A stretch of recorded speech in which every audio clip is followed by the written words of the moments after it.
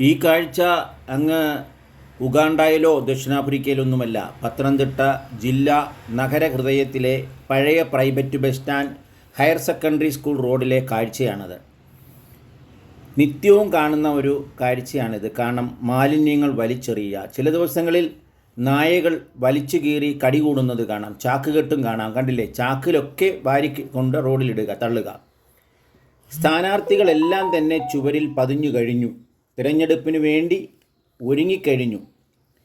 ഈ പ്രശ്നത്തിന് ആര് പരിഹാരം കാണുമെന്ന് ഇപ്പോഴും ചർച്ച നടക്കുകയാണ്.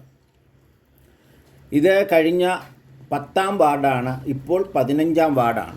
Town square ward. എന്ത് മനോഹരം കേൾക്കാൻ, എന്തിമ്പമായ പേരിട്ടിരിക്കുന്നു, ടൗൺ സ്ക്വയർ വാർഡ്.